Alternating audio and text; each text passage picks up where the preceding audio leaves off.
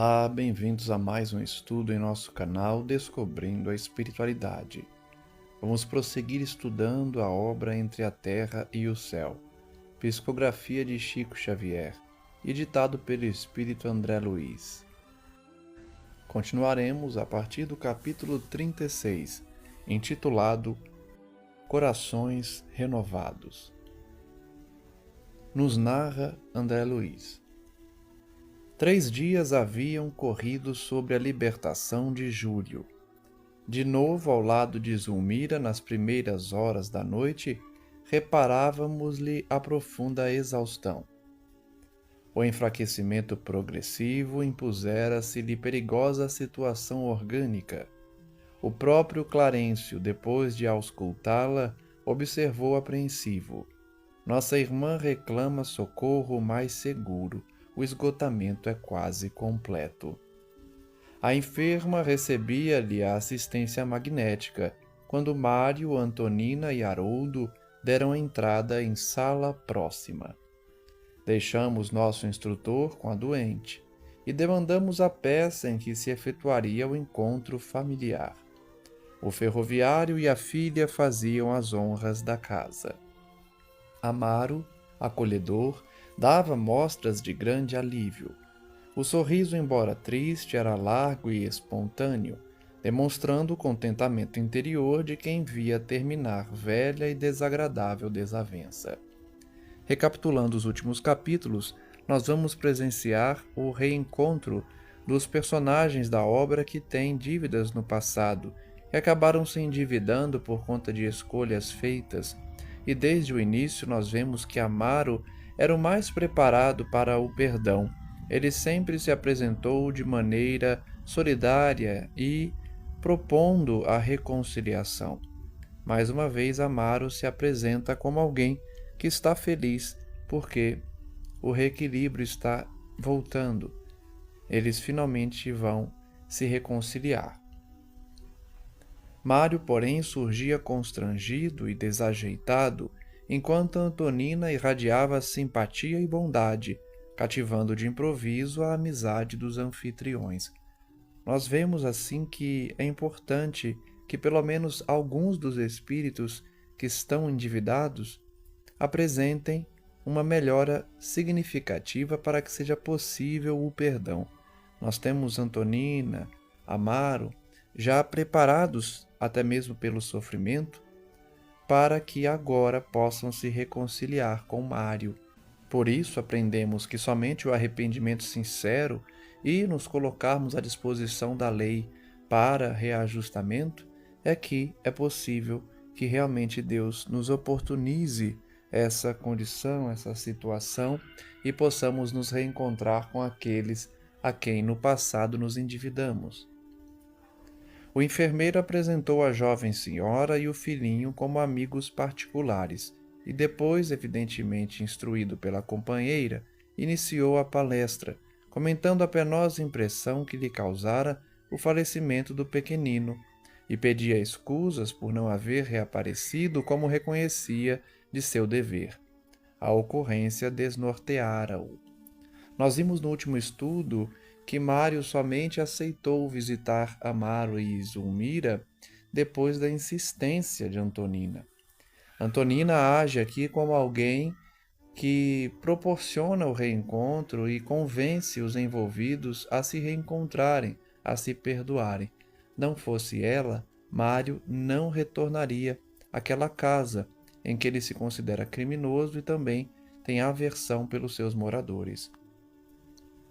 Caíra de cama, impressionado com o acontecimento que lhe não cabia esperar. Falava realmente comovido porque, lembrando os derradeiros minutos da criança, represavam-se-lhe os olhos de lágrimas que não chegavam a cair. É a culpa que ele sente ao se recordar de Júlio. Ele, como enfermeiro, deveria ter sido mais atuante na proteção do menino, mas chegou a desejar sua morte por conta do ódio contra Amaro e Zulmira. Agora ele ainda sente os resquícios da culpa a lhe pesarem sobre os ombros. Aquela emotividade manifesta aliada à humildade sincera que Silva deixava transparecer, tocava o coração de Amaro, que se descerrou mais amplamente.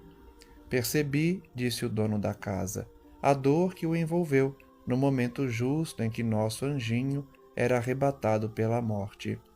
Sua aflição me comoveu muito, não só pelo devotamento do profissional que nos assistia, mas também pela afetividade pura do amigo, que há tanto tempo se distanciara de nossos olhos. Vejam o comportamento carinhoso de Amaro, mesmo ciente de que Zulmira foi sua primeira companheira e noiva e acabou abandonando-o. O Amaro apresenta aqui uma maturidade emocional e espiritual muito grande. A generosidade do ex-rival, por sua vez, influenciava o enfermeiro de modo decisivo. As vibrações de afabilidade e carinho, que se desprendiam do apontamento afetuoso, modificavam-lhe o íntimo. Mário passou a sentir balsamizante desafogo. Eu ressalto a importância desse sentimento porque muitas pessoas deixam de se perdoar, deixam de finalmente prestar contas e colocar no passado qualquer mágoa e não apresentam uma postura como essa de Amaro, imprescindível para o perdão. Nós precisamos agir como Amaro, esquecendo o passado, nos colocando de forma carinhosa para perdoar os rivais, os ex-rivais. Somente assim o perdão é possível. O Mário somente apresenta essa disposição de perdoar porque tanto Amaro quanto Evelina trazem um comportamento carinhoso, um comportamento equilibrado. E enquanto Evelina se afastava para atender a madrasta doente, reportava-se a tortura moral que o assaltara assim que viu Júlio inerte, detendo-se na breve descrição do complexo de culpa que o acometera. Teria seguido com segurança a indicação do especialista? Enganar-se-ia, porventura, na dosagem da medicação? São indagações que Mário traz como culpa pelo óbito de Júlio. Na ligeira pausa que surgiu natural, Amaro tornou a palavra, acrescentando bondoso. Não havia motivo para tamanha preocupação. Desde a primeira visita médica, compreendi que o nosso filhinho estava condenado. O soro foi o último recurso. Vejam que Amaro contribui para que Mário não sinta culpa, porque Mário, pelo sentimento que exarou, pelo sentimento que manteve no atendimento a Júlio, carrega uma culpa de que seria justamente o culpado pela morte do menino, mas Amaro o tranquiliza. Ele já sabia que aconteceria o desfecho trágico desde a primeira visita do médico. E com dolorida resignação acentuou: não é a primeira vez que atravesso uma provação dessa ordem. Há tempos sofri a perda do caçula de meu primeiro matrimônio, estranhamente afogado numa de nossas raras excursões até a praia. Confesso que só me faltou enlouquecer. Entretanto, apeguei-me à religião, para não sossobrar, e hoje compreendo que somente nos compete acatar os desígnios de Deus. Vejam como Amaro mudou, né? Desde as últimas reencarnações. Ele é o mais apropriado para aceitar as situações da vida, que são trágicas, muitas vezes dolorosas, mas que fazem parte do reajustamento moral, reajustamento de almas. Não passamos de criaturas necessitadas de socorro divino a cada instante de nossa experiência humana. Sem dúvida, interferiu Antonina otimista. Sem apoio espiritual, não avançaríamos um passo no terreno da verdadeira harmonia íntima. A importância aqui da religião, de abraçarmos uma fé, porque é ela que nos ajuda a passar dos momentos difíceis. A morte do corpo nem sempre é o pior que nos possa acontecer. Quantas vezes os pais são constrangidos a acompanhar a morte moral dos filhos, no crime ou na viciação, que não conseguem interromper? Também perdi um dos rebentos que Deus me confiou, mas procurei acomodar-me à saudade sem revolta, porque a sabedoria do Senhor não deve ser menosprezada. Importante essa fala de Antonina, não é? Porque fala da morte moral, muito mais grave que a morte física. Muito pior para um pai saber que o filho está completamente aniquilado na parte moral do que muitas vezes num lugar bem melhor, acometido por uma morte física, mas com a moralidade resguardada. Que prazer ouvi-la, disse o ferroviário, com discreta satisfação. Após afeiçoar-me com mais empenho ao catolicismo, na leitura de Santo Agostinho, observo que abençoada renovação se fez em mim. Vejam que não importa a crença, hein? Não importa a religião, importa a fé da pessoa para receber as bênçãos do alto. E fitando a interlocutora com mais atenção, aduziu: a senhora é também católica? Antonina sorriu delicada e informou: não, senhor Amaro. Em matéria de fé, aceito a interpretação evangélica do Espiritismo. Entretanto, isso não impede que estejamos procurando o mesmo mestre. Realmente, muitos de nós, afeiçoados ao Espiritismo, hoje sabemos que é uma religião cristã. Tem, por Jesus, o nosso modelo e guia. Ah, sim, Jesus é o nosso porto, acentuou o anfitrião liberal. Não entendo a religião por elemento separatista. A senhora na condição de espírita e eu na posição de católico possuímos uma só linguagem na fé que nos identifica. Creio que a providência divina, como o sol, brilha para todos. Essa definição é muito precisa, não é? Deus é como um sol. As religiões interpretam esses raios que nos chegam, mas é tudo uma coisa só quando recebe as bênçãos do alto e interpreta à sua maneira. O importante é o bem que se faz, é a mudança interior. É muita alegria sentir-lhe a nobreza da alma, comentou Antonina entusiástica. Na essência, desejamos ser cristãos sinceros e a sua generosidade me permite entrever a beleza do Cristo nas vidas nobres. Amaro não conseguiu responder. Um táxi parou à porta e de imediato o médico da família entrou para a inspeção. Depois das saudações usuais, passou ao quarto da enferma e, porque o dono da casa se propusesse segui-lo, recomendou-lhe permanecesse na sala com as visitas, uma vez que tencionava submeter a doente a meticuloso exame, pretendendo ouvi-la a sós. Evelina veio ter conosco, e acompanhando o facultativo com o nosso olhar, vimo-lo carinhosamente recebido por Clarencio e Odila, que se nos mostraram à porta. Então vejam que o médico vai atender Zulmira sozinho, mas no plano espiritual está acompanhado por Clarencio e Odila. Lembrando que Odila estava encarnada e, após o seu desencarne, atuou como obsessora de Zulmira, mas hoje já renovada, auxilia na recuperação física para que ela seja mãe novamente de Júlio. A conversação passou a desdobrar-se a respeito de Zulmira. O chefe da família, preocupado, discorria sobre a esposa acamada, encarecendo a delicadeza da situação. Zulmira, que adoecera com a enfermidade do filhinho desde a morte dele, não mais se alimentara. Não obstante todos os conselhos médicos e todos os apelos afetivos, demonstrava-se alheia no mais amplo desinteresse pela vida. Olha o perigo da depressão, não é? A pessoa não quer se alimentar, a culpa que sente, a tristeza que sente por algo trágico. É importante manter a fé e ouvir os conselhos dos médicos e amigos. Enfraquecia de modo alarmante, como se quisesse dar notícias de seu círculo particular ao atento enfermeiro, relacionou os desajustes psíquicos da companheira antes da vinda do filhinho que a morte lhe arrebatara ao convívio. Então Amaro está se recordando do momento anterior à reencarnação de Júlio, antes dele voltar e, mais uma vez, desencarnar. A Zulmira já apresentava problemas psíquicos por conta da obsessão que sofria de Odila, mas nós acompanhamos essa recuperação.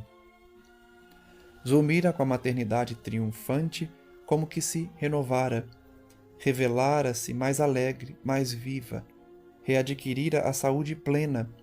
Com a desencarnação da criança, nova crise de contratempos invadira-lhe a casa. Me recordo de ter comentado, que é natural esse processo, porque imagine a dor de Zulmira, depois da morte trágica de Júlio afogado e a culpa que a corroeu, além da obsessão, ela renovou-se com o perdão de Odila e com a informação de que receberia Júlio novamente. Imagina perdê-lo mais uma vez. São 2 óbitos. O primeiro, ele não era filho direto dela, mas no segundo, sim. Então é natural que ela tivesse esse baque doloroso. A moléstia asilara-se ali de novo entre as 4 paredes. Mário, a permutar significativos olhares com Antonina, de quando em quando se situava entre a perplexidade e o desencanto. Mário estava percebendo quanto Zulmira sofreu. Ele que tinha raiva dela por ter o abandonado e raiva de Amaro por ser o segundo companheiro dela, agora percebia o quanto ela sofreu. A confissão de Amaro constituía um testemunho de humildade pura. Em muitas ocasiões, fantasiara-o na própria imaginação, qual se fora um poço de orgulho e arrogância, e por muitas vezes surpreendera-se em acalorados solilóquios, rixando com ele em pensamento. Olha só como é a mente humana, não é?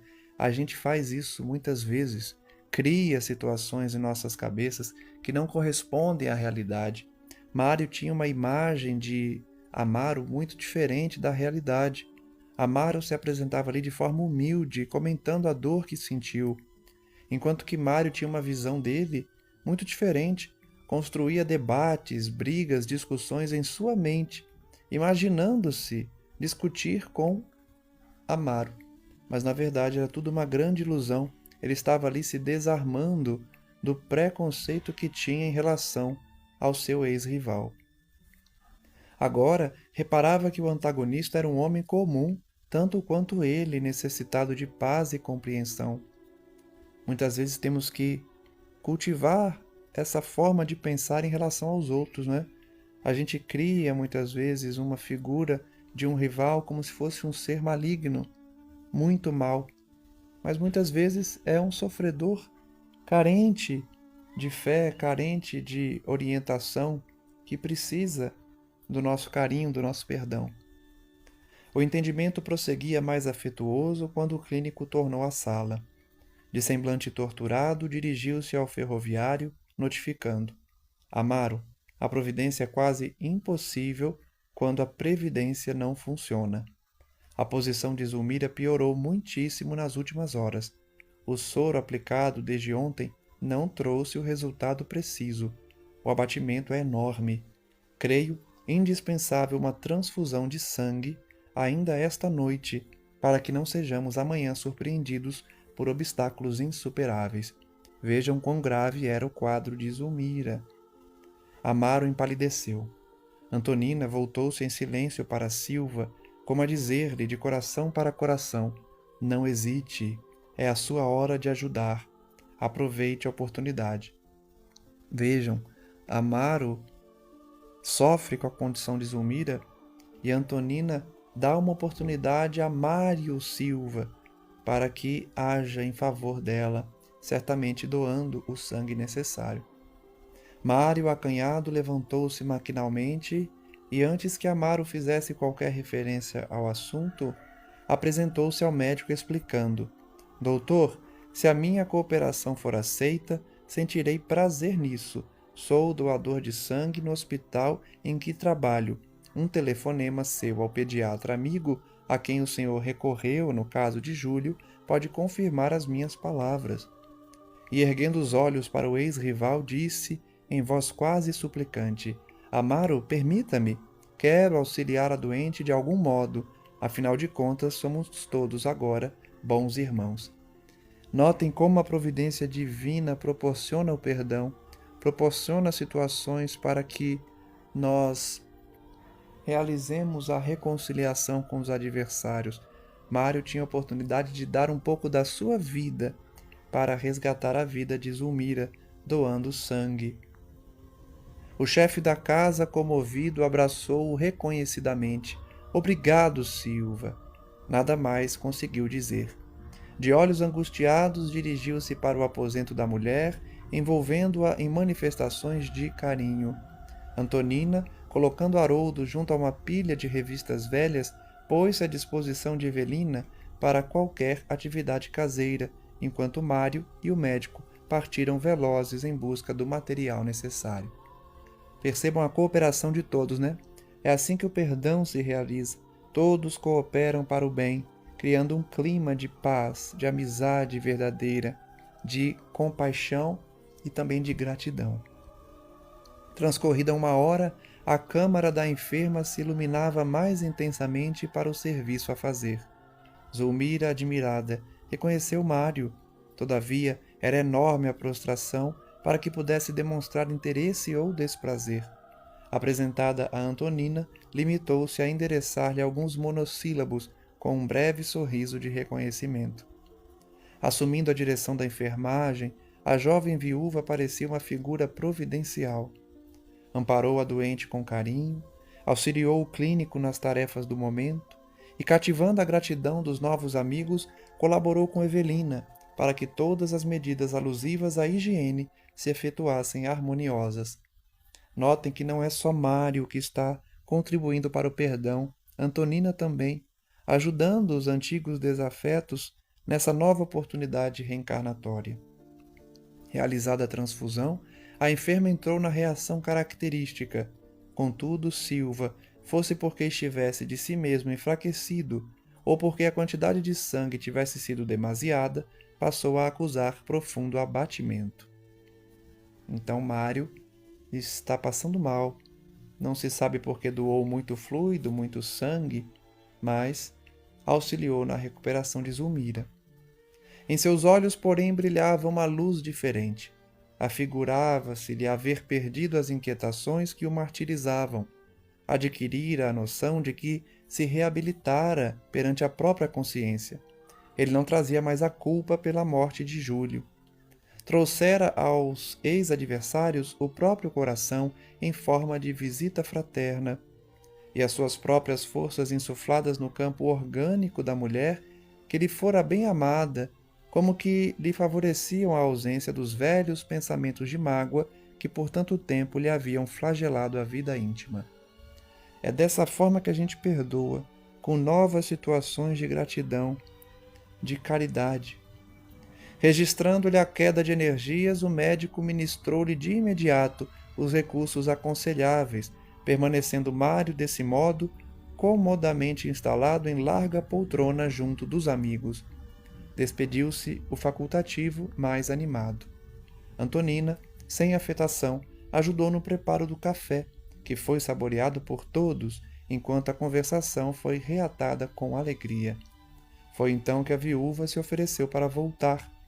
Era industriária e, na posição de mãe, responsabilizava-se por 3 crianças, entretanto poderia dispor de 2 dias. Amaro salientou a dificuldade para encontrar uma enfermeira ou governanta para horas difíceis e aceitou a gentileza. Vejam, Antonina também contribuirá para a recuperação de Zulmira, fechando o ciclo de perdão e reconciliação. Antonina, contente, prometeu regressar, trazendo Lisbela na manhã seguinte. Estava convencida de que a menina conseguiria entreter Zulmira com as suas infantilidades, mitigando-lhe o coração saudoso de mãe. Essa, uma também das funções das crianças, trazem alegria para o lar, trazem uma energia renovadora. Evelina abraçou-a encantada, simpatizara-se com Antonina como se fossem 2 irmãs. Algo reanimado e positivamente feliz, Mário dispôs-se à retirada e um táxi foi trazido. Num ambiente de construtiva cordialidade, desenvolveu-se a reconfortante despedida, e Silva, fitando a companheira de excursão com reconhecimento e carinho, sentiu-se reconciliado consigo mesmo, irradiando a alegria silenciosa de quem retorna à felicidade. André Luiz ressaltou novamente que Mário Silva não tinha mais a culpa a corroer-lhe os pensamentos. Ele estava reabilitado perante a própria consciência, que é a única forma do espírito realmente recuperar-se. Ele precisa estar de bem consigo mesmo, senão o martírio do sofrimento, da culpa, ainda o persegue até que possa perdoar a si para depois perdoar os outros. Encerramos assim o estudo do capítulo 36 dessa valorosa obra, salientando a importância do perdão, de aproveitarmos as oportunidades que a vida nos dá na figura de Deus, nosso Pai, para que perdoemos, busquemos através da caridade, da compaixão, da gratidão, o perdão dos adversários, nos colocando à disposição da lei para nos reajustarmos. Que possamos refletir sobre o capítulo de hoje, não somente em relação à postura de Mário, mas também de Amaro, que de forma humilde demonstrou a ele que mudou, era uma pessoa diferente. É dessa forma que muitas vezes nos libertamos de obsessões, demonstrando aos espíritos que nos perseguem por conta das dívidas do passado que hoje somos diferentes. Somos pessoas mudadas, que não queremos mais o mal, pedindo perdão pelo que fizemos no passado. Precisamos adotar essa postura para que eles nos perdoem, para que eles continuem as suas vidas e não mais nos persigam. Esse é um dos fatores da cura das obsessões, a mudança íntima daquele que no passado fez o mal, mas que hoje, arrependido, busca o bem. Agradeço a todos que nos acompanham os estudos, que o Senhor Jesus possa abençoar a cada um e que nós possamos buscar a cada dia as lições do Evangelho, as lições das obras complementares, para que aprendamos sobre a justiça divina, as suas leis sagradas e apliquemos essas leis em nossas vidas. Tudo o que aprendemos aqui é para aplicarmos nas nossas vidas particulares, perdoando eventuais adversários, buscando a oração, a fé, a busca diária pelo autoaperfeiçoamento.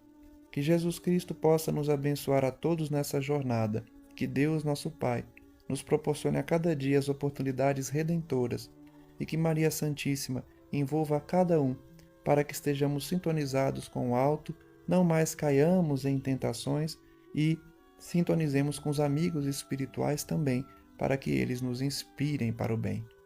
Graças damos ao nosso Mestre amigo e que a sua paz envolva toda a terra, trazendo à humanidade uma nova visão como ele trouxe quando esteve entre nós, a fim de que galguemos um novo passo na evolução e transformemos o mundo. Que assim seja, graças a Deus. Um forte abraço a todos e até o próximo estudo.